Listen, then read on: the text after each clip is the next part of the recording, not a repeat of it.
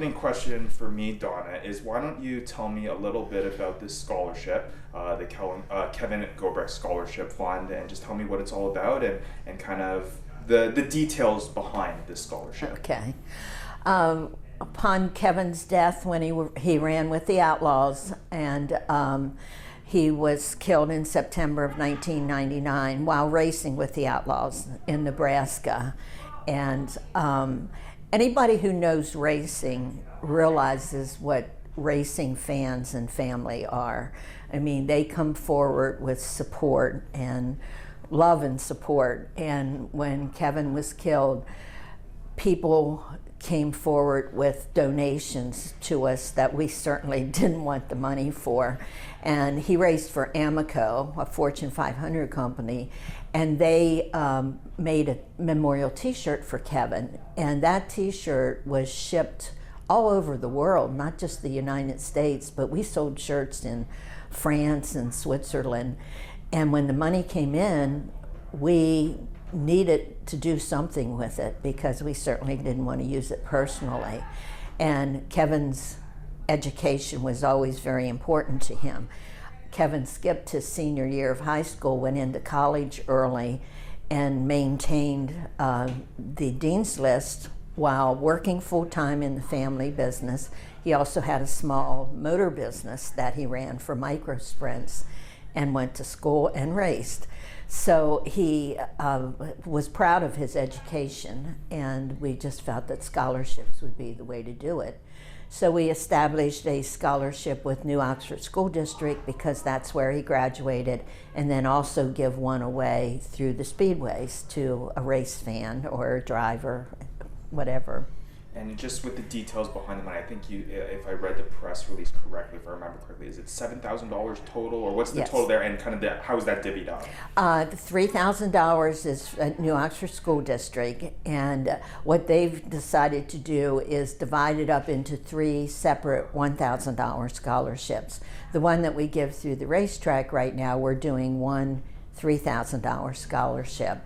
And then we also do a $1,000 scholarship to the YMCA in Hanover.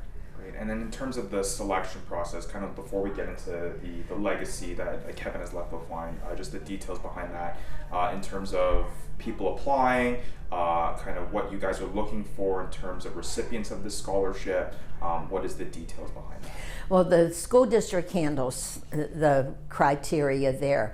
Our only criteria is it's important to me that anyone who needs money, and sometimes you have the best students and they get $30,000, $40,000, $50,000 in scholarships, and you have somebody who may not be the best student and they're not getting anything. So we do it completely random. The only criteria is that it's a 2 or a 4 year school.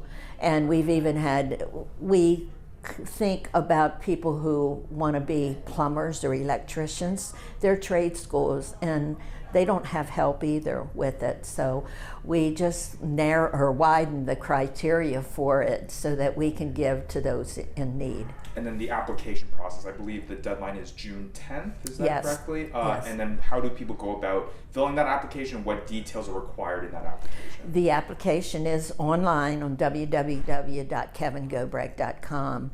And we advertise it on Facebook. The speedways all have a release that we ask them to announce it every week until the deadline. And that's how we get it out.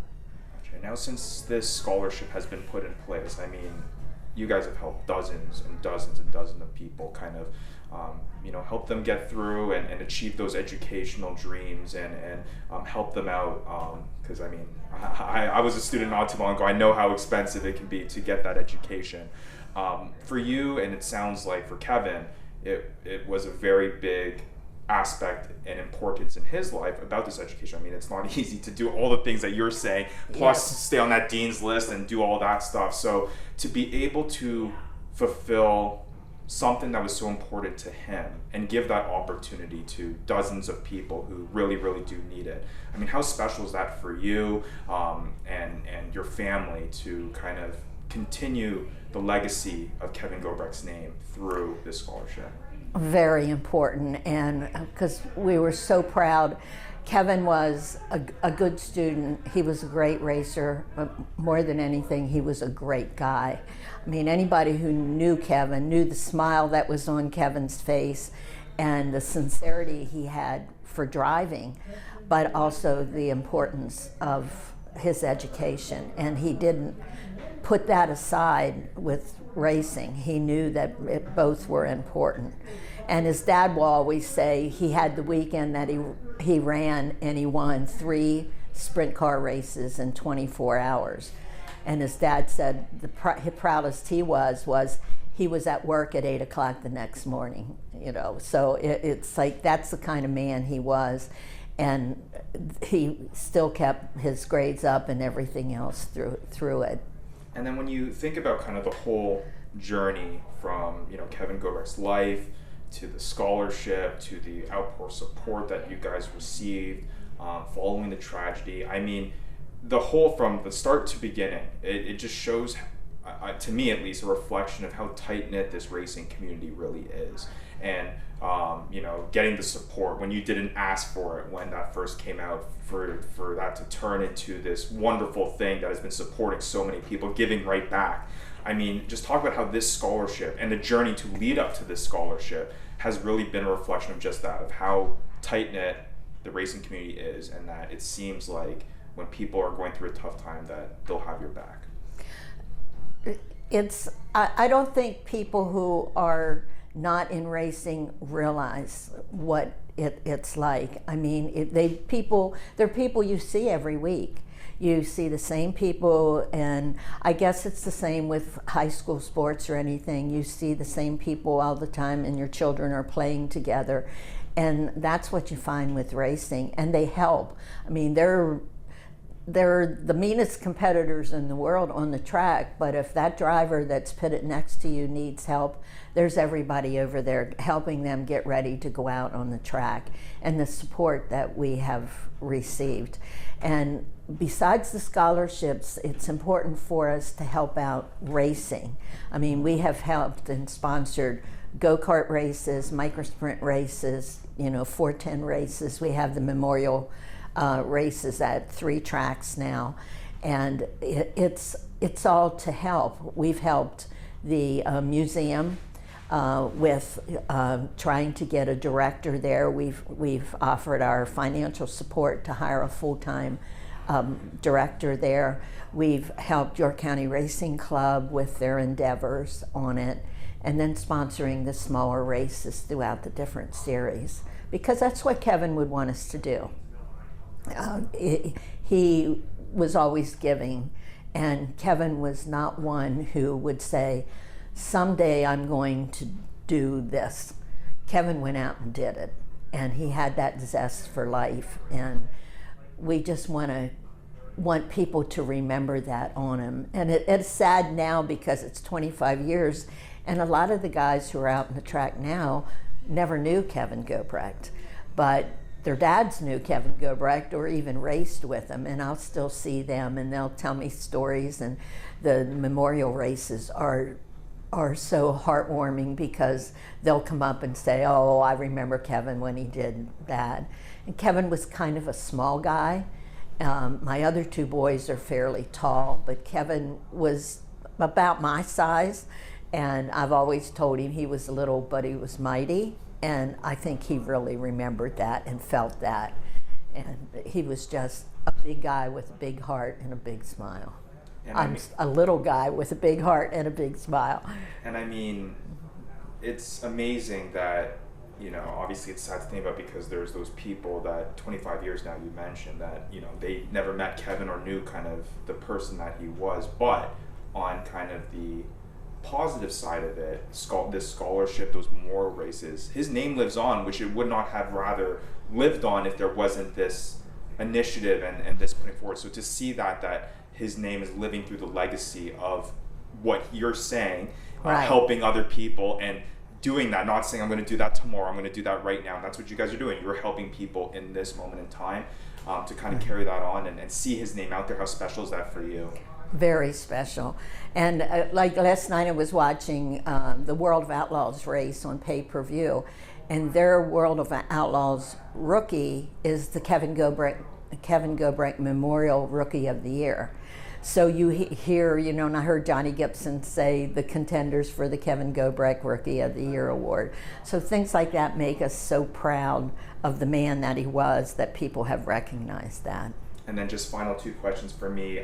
For the people that have won this award, the dozens of people that you have helped, to see them use what you are providing them, and the mission that Kevin had, and helping other people and supporting that education. When you see these people who win it go on and do the things that, whether that's in the racing world or whether that's outside the racing world, use that to really launch themselves into real life and be successful at it. I mean, how rewarding, how heartwarming is it for you to see the tangible impact that you guys are making, that $1,000, the $3,000 is really having on someone's life and changing the trajectory of what the outlook of their future really is. It's great, and you hear the stories of them, and of course a few of the drivers like Brandon Raymer, he won it, and he's gone on and he has this very successful vinyl business, and several other people. I can't remember all their names because it's been over 25 years, but I mean, we've given out over $250,000 in charitable giving and scholarships over the years. And the fundraising right now is down to just some minor merchandise sales, but our golf tournament is our big one. And when we think about 25 years, we have people who have played golf all 25 years in that tournament. And we continue to have to turn away people every year for that tournament.